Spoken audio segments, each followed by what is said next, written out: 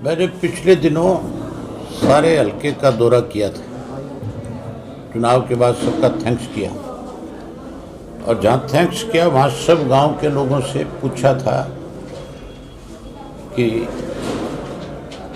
कौन सा गांव ऐसा है जिसका कोई स्कूल अपग्रेड करना पड़ा हो, गांव के अंदर कहाँ पीने के पानी की दिक्कत है, किस गांव में कोई धर्मशाला को लेकर के परेशानी है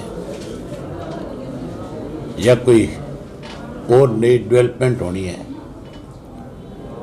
लोगों से मैंने चर्चा करी थी, लिखित रूप में मैंने कहा आप मुझे दो,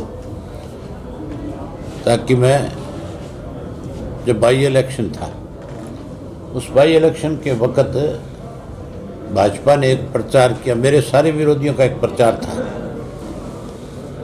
जो ये कह रहे थे कि इलाहाबाद इसलिए पिछड़ा हुआ है कि विधायक इलाहाबाद के बारे में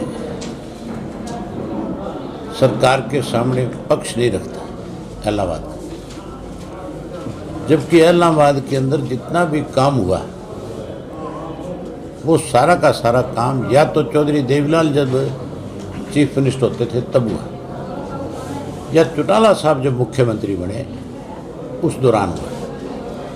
उस दौरान जितने भी वाटर वर्क्स बने ये 2000 से 2005 के बीच में बने या 87 से लेकर के 91 के बीच में बने। जितने भी कोई स्कूल, सड़क, वाटर वर्क्स या कोई आपके ये जो चौपाले बनी, गांव में कोई गलियां पक्की हुई, खास करके जो गरीब मोहल्ले जो थे गांव के अंदर उनमें जो सीमेंटेड गलियां बनाई गई, वो सारी चीज़ें हमारे वक़्त में हुई थी। जितना विकास हुआ था, कई नहरें बनी, ऐसी ऐसी नहरें भी बना करके हमने दी जो कोई सोच नहीं सकता था।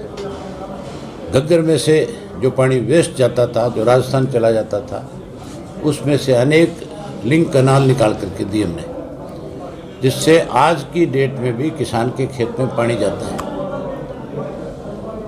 सरकार बदलने के बाद ना तो कांग्रेस ने यहाँ कोई काम कराया और बीजेपी ने भी 7 साल में केवल घोषणाएं करी। मुख्यमंत्री तो यहाँ 500 करोड़ की घोषणा करके गए थे, आज तक एक नया पैसा नहीं लगाया। अब फिर यहाँ इसी तरह की बातें करके गए, तो मैंने सारा लिखित रूप में लिया है। और शहर के भी आज, क्योंकि मैं शहर के लोगों से नहीं मिल सका था इलेक्शन के बाद, आज मिलने आया था। वार्ड वाइज सब लोग मैंने बुला रखे थे, सारे कार्यकर्ता आए हुए थे और सबको मैंने जिम्मेवारी लगाई है कि 2 तारीख को सेशन है और उस सेशन से पहले आप जो है मुझे इन सब चीज़ों से अवगत कराओ, ताकि मैं मुख्यमंत्री से मिल करके उनसे कह सकूँ कि भी ये दिक्कतें हैं, आप इनको दूर करो। सरकार का काम है कि लोगों की कोई भी समस्या है, अगर मुख्यमंत्री कहता है कि अवगत कराए तो हम कराएंगे, तो मैं नुमाइंदा हूँ, मेरी जिम्मेवारी है, मैं अवगत कराऊंगा। अब मुख्यमंत्री कितना उस पर ध्यान देंगे वो तो उन पे डिपेंड करेगा। इसलिए मैंने आज सबकी जिम्मेवारी लगाई है, इसीलिए आज सबसे मिलने आया था। भाई साहब, पंजाब चुनाव है, पंजाब चुनाव में आप घूम रहे हो, आप अकाली दल के पक्ष में घूम रहे हो, आपको कैसा लगता है पंजाब का चुनाव इस बार? पंजाब में श्रोमणी अकाली दल की और बहुजन समाज पार्टी की, जिनका समझौता है आपस में, उनकी सरकार बनेगी। सोशल मीडिया पे क्या चल रहा है और अखबारों में क्या छपता है, इसका मतदाताओं से कोई संबंध नहीं है। मतदाता ने मन बना रखा है कि हमने बादल साहब को, सुखबीर जी को फिर से पंजाब का चीफ मिनिस्टर बनाना है। मैं अब तक 20 से ज़्यादा विधानसभा क्षेत्रों में जाकर के आया हूँ और सब जगह लोगों में बहुत बड़ा उत्साह है। मैं अकेला नहीं गया हूँ, मैंने पार्टी के जो साथ लगते हुए पंजाब के साथ हरियाणा जो लगता है हमारा 18 कॉन्स्टिट्यूंसी है, उनमें हमारा एक कार्यकर्ता लगातार पंजाब में उनकी मदद में लगा हुआ है। उनसे भी फीडबैक लिया है,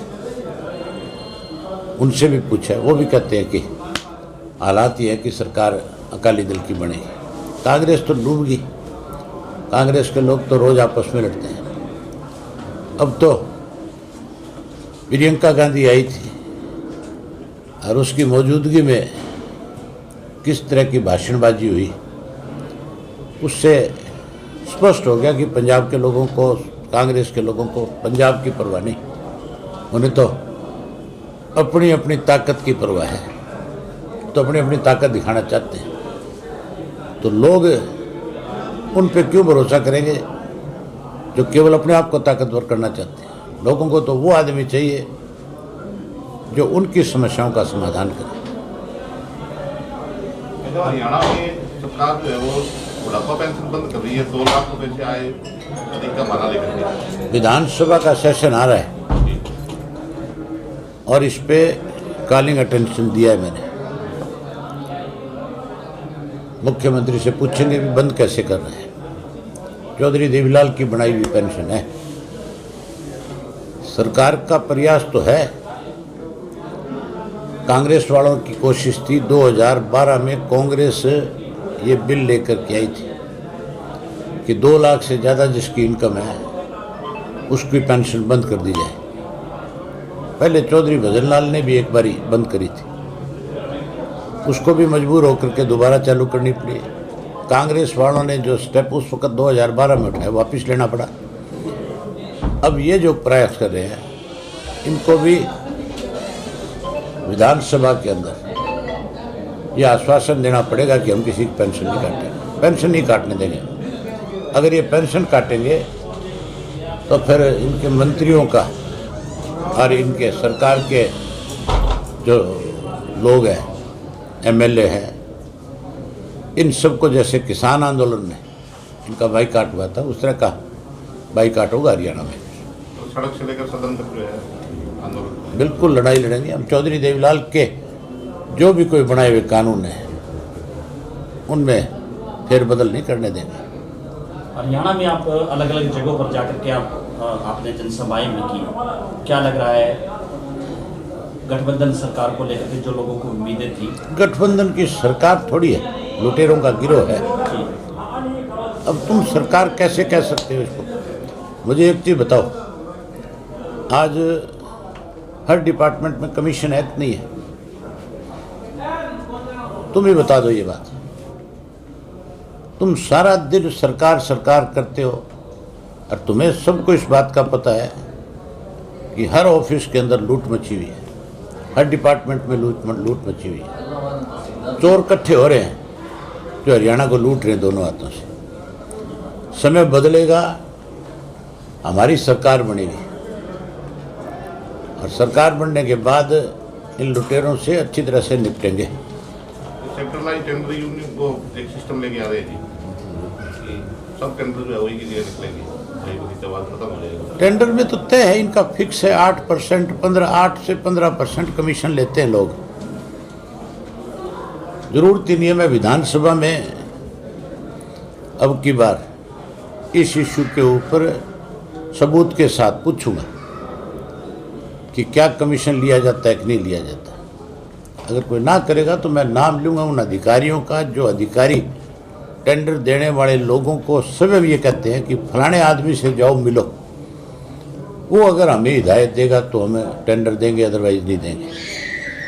अपना कमीशन तय करके आओ उनसे जा करके। तो लुटेरे हैं सारे के सारे। इन लुटेरों की सेशन में पोल खोलेंगे।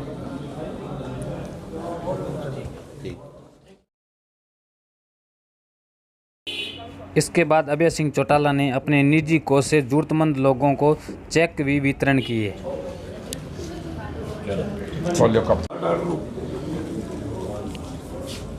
ठीक है जी,